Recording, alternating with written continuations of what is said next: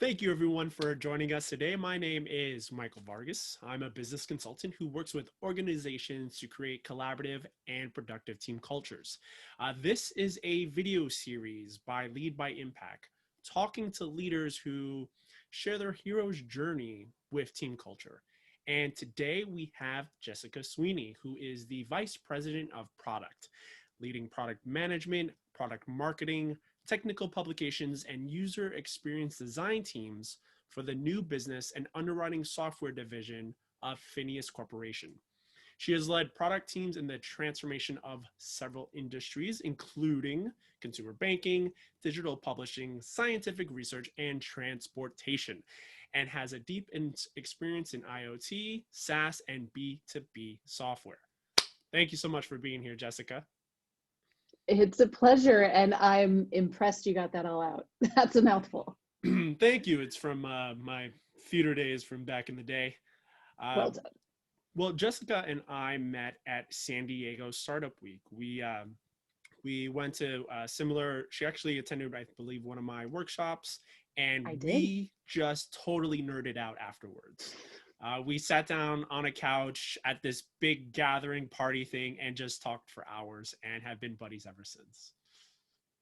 So, Jessica, if you could take a minute and, I gave you that intro, but can you tell us a little bit in just simple terms, what is it that you do? Sure. Well, let's start with what Phineas does, because everything I do is in that context. So Phineas is a Dublin-based company that makes software for insurers. So the insurance companies that you get your benefits from when you get your vision or your dental or your life insurance, your disability insurance through your employer, the software that those companies are using is the software that Phineas makes. And so it's a complicated industry. It's got a lot of players. It's kind of old school. And we're hoping to make solutions for them that help those insurance companies provide better products to the people who need them, to make it more accessible, to make better pricing, and overall ensure that people have the insurance coverage that they need when things go wrong in their lives. So it's hard to argue that we're a mission-driven organization when we're selling software to insurance companies. It's not quite the same as being a nonprofit, but we like to think that we're helping to make the markets more efficient so that people can get the support that they need. And that's important to us. It's important to me. And what we do in my team and what I do to lead them is to produce software that is used in producing the quotes. So if an employer, the person you work for, wants new insurance coverage, they have to go to the insurance company and they put a request for a proposal in. Our software is the one that helps the carrier give that proposal back to them. So what that involves then is figuring out what are the problems that insurance carriers have, what are the things that hold them back from getting the best possible price out to that company in the fastest time. And we spend our time asking a lot of questions. That's almost feels like the primary job, asking the right questions to figure out what our customers need so that we can then turn around and collaborate with our engineering teams to produce that and release it to the market. And I've been doing a similar job for different industries throughout my whole career. So I'm not an insurance company insider, but I see these different industries that have the opportunity for radical transformation as a result of usually external events or the development of new technologies that they can take advantage of. And we see exactly that in the insurance industry. People are paying a lot more attention. We've got remote work culture as a result of the pandemic, which changes the dynamic between employers and employees. And we all have higher expectations that are driven a lot by, I would say, like the Amazon Prime effect. If I can get same day delivery of an air conditioner, surely I can get fill in the blank here. And so we all approach all of our interactions that way. And so there's a real opportunity for companies that can keep up. And I really enjoy helping them.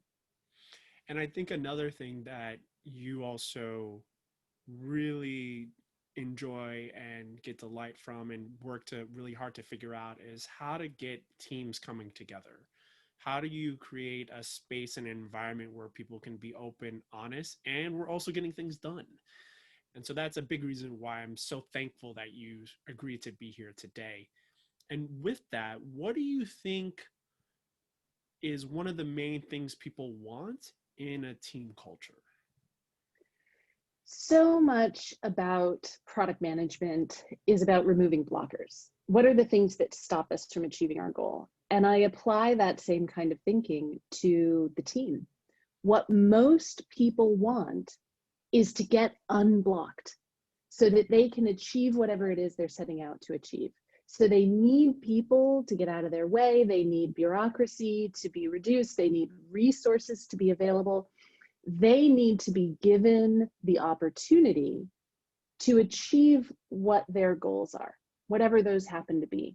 And I think of my role as a leader in the organization to do two things. One is to set a really clear goal for the organization so that each individual person can come into alignment with that, so that we're all going the same direction and we know where we're going.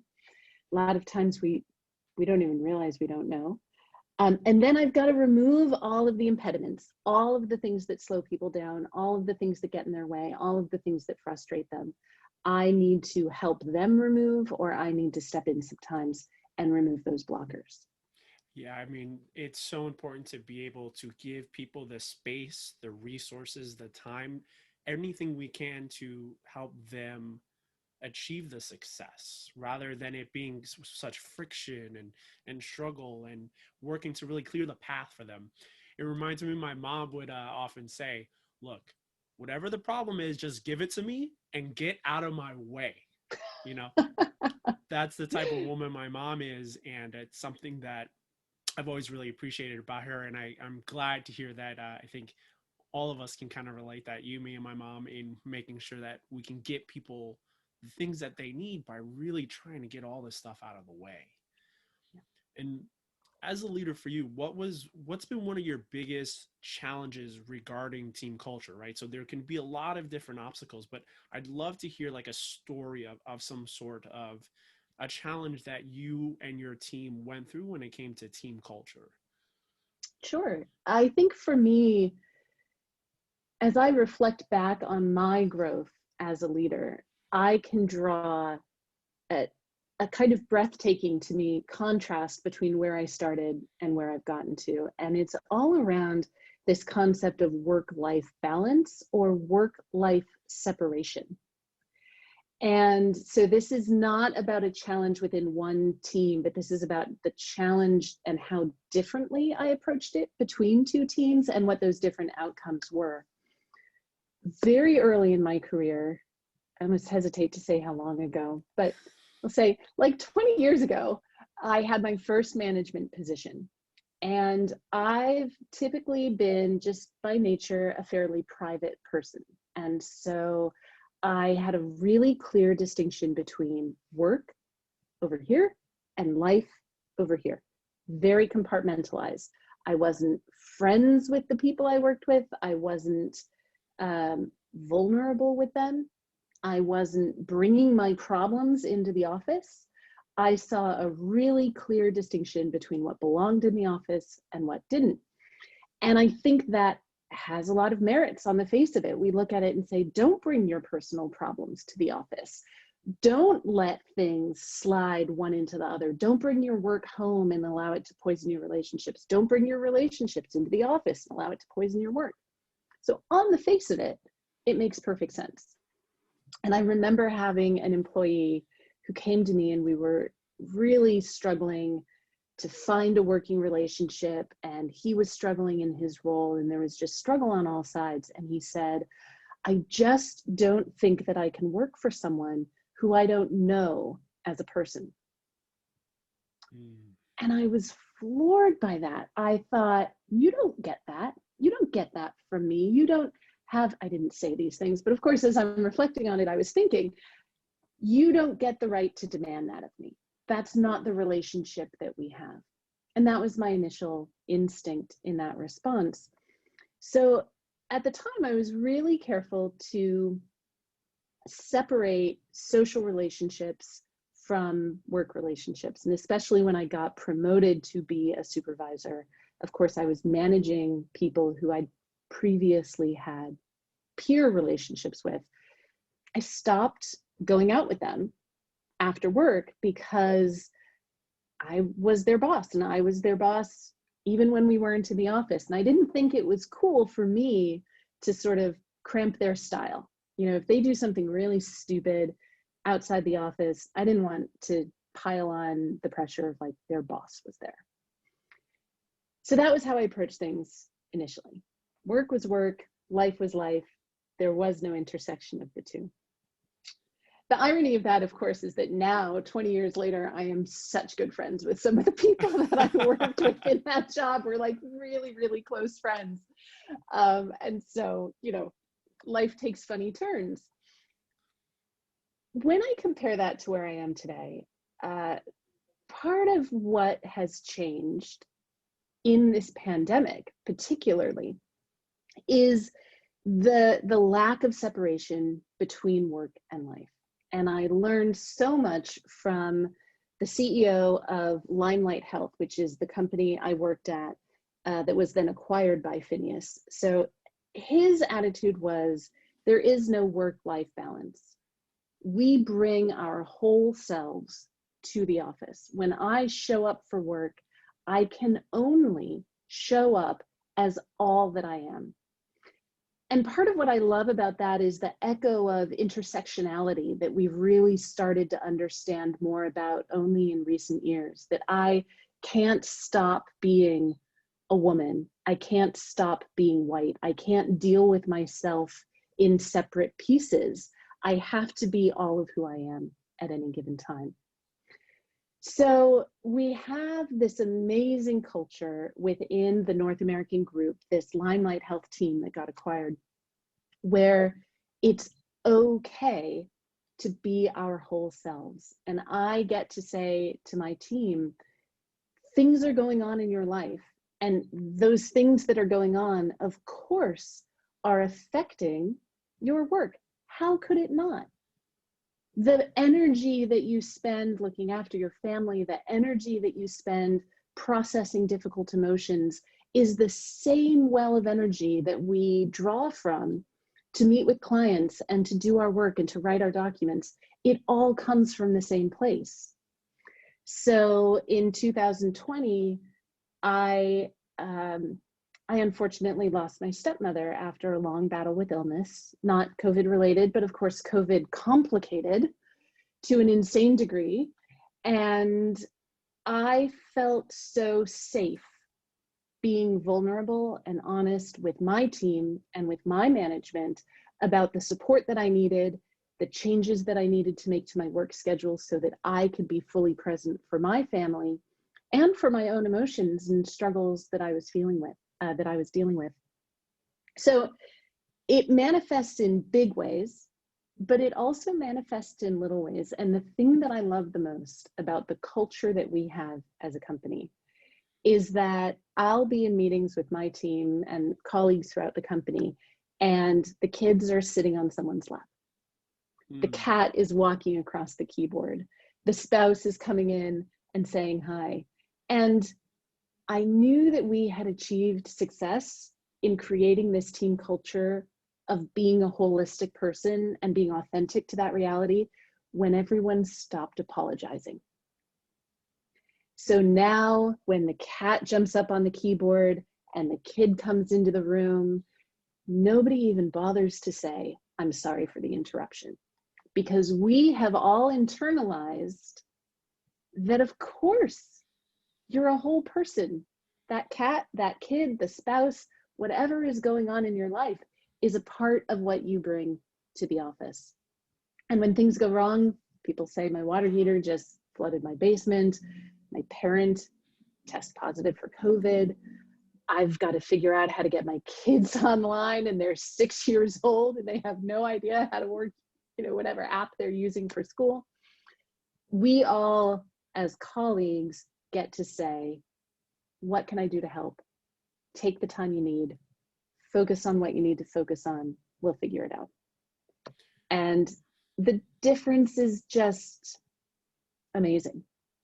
You know, when you first started it, I think that's something that a lot of people feel very scared to do, is allow their human side to really connect with the other people that we're working in, especially as a leader, someone who's in a position of power and knowing those things, that keeping that distance. And what it sounded like is that when you keep that distance, then people are also going to take a step back further themselves. And then they don't feel as safe to be open and honest and share what's going on. And as you were making that shift to really notice, okay, no, I can actually enjoy my colleagues. I can actually enjoy the people that I'm work with. And it's almost like a big exhale, right? Like a big exhale to just be able to be who you are, and allowing everyone else to show up as who they are, and really integrate the human element rather than just the systems or the business element of it. And I love how, and I'm a big fan of hearing this, the idea of that everyone stops saying sorry. They stopped apologizing for things that we really don't need to apologize. And I hear it just happens all the time, especially at work, when there's just a little something different happens. People feel like they need to apologize for, and they've never done anything wrong to me. They didn't hurt me in any way, but yet they feel like they need to make themselves smaller. They need to feel as if though they want to just keep it under the vision of business rather than the human. So I think that's an excellent metric, just to put on like the nerd goggles. I think that's an excellent metric to be like, people are saying sorry less for things that they don't really need to apologize for. Yeah. Now, that's not to say that bringing our whole selves to work makes everything simpler.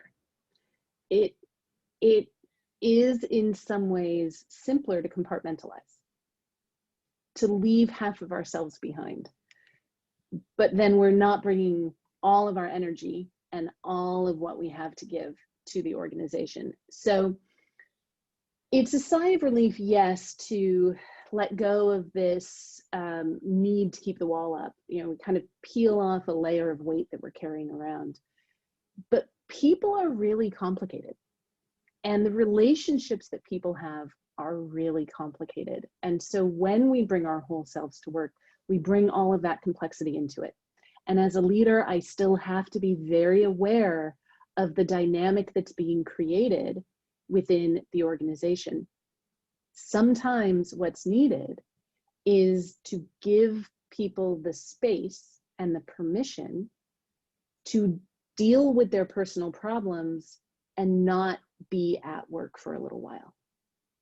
And so it's not always that I can have my breakdown, if that's what I'm in the middle of, at the office. That's clearly going to have a negative impact on everyone around me, and I don't get to use my colleagues for therapy.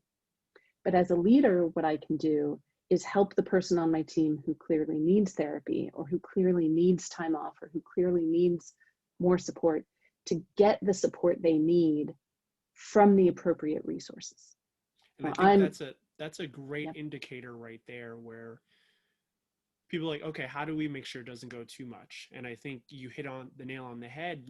What I always think about is, as long as it doesn't really affect the rest of the group, right? If things start really dramatically, or even in some ways just really taking away from the group and harming from the group, that's where we really need to like, okay, this is where adjustments need to be made. And my job isn't just to protect the person who's going through a difficult time.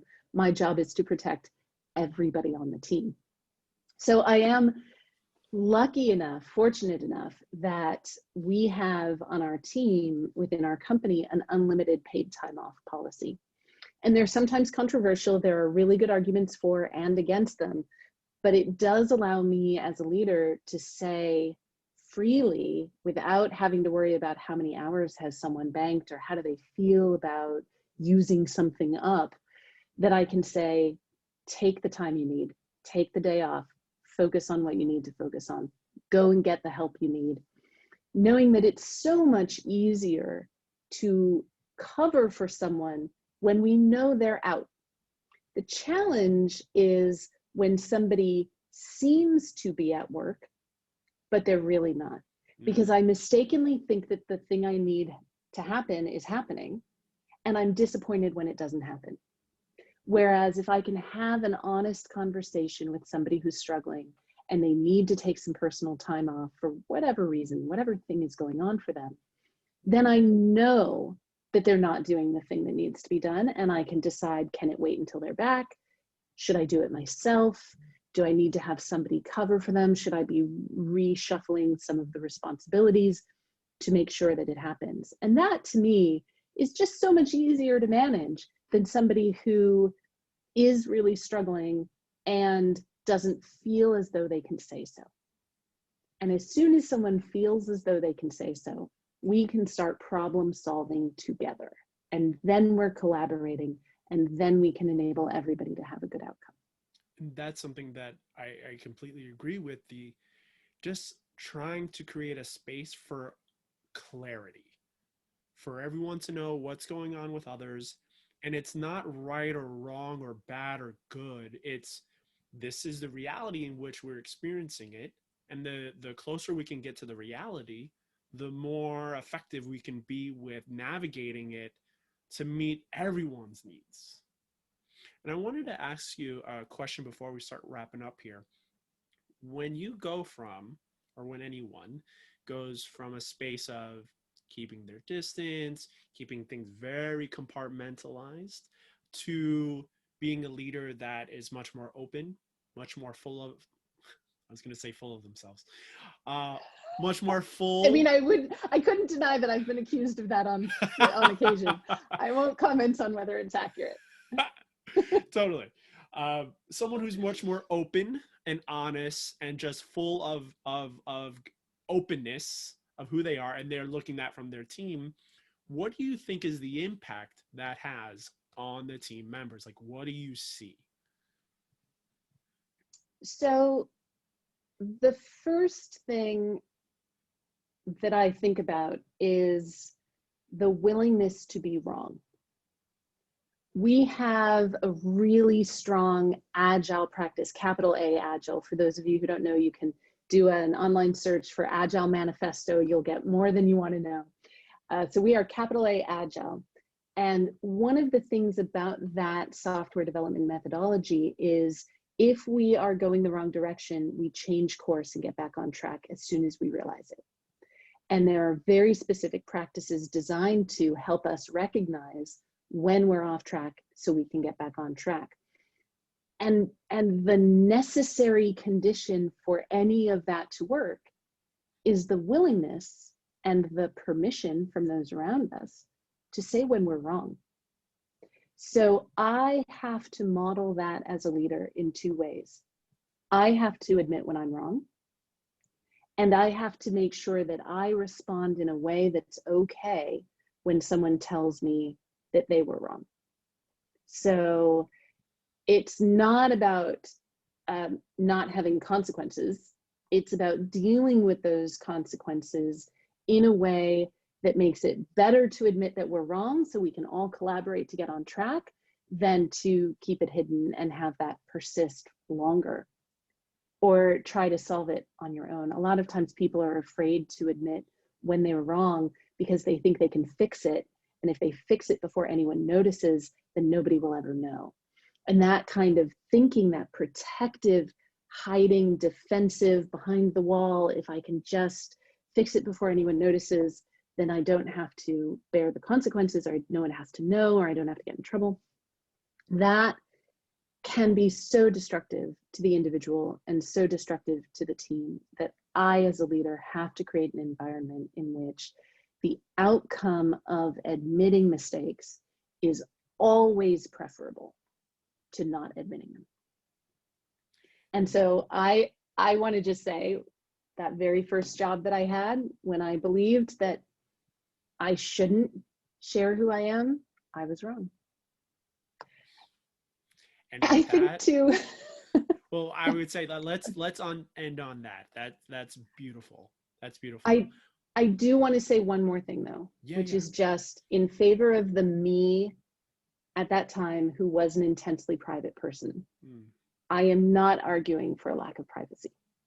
So everyone who hears this who says, I don't want to share that information with my colleagues, you still have permission to not share that information with your colleagues. A lot of times what I hear from folks is, hey, I've got something going on. And I say, okay, you've got something going on. I don't need to know the details. And even if I know the details, maybe their colleagues don't. And so I get to say, just let people know you're out of the office for the afternoon. You don't owe anybody an explanation why. And so I just have to give permission for the introverts, for the private people. I'm not in any way arguing that you are obligated to share. To the extent that you are comfortable, being authentic helps a lot, but only to the extent that you're comfortable. Oh, that sounded terrible. I made it sound like people are inauthentic. Also not what I meant. See, I should have stopped with I I made a mistake. no no no no. I think what you're saying is something that can ring true for a lot of people because not everyone wants to share as much. And so there's this dichotomy of how do I open up but not share?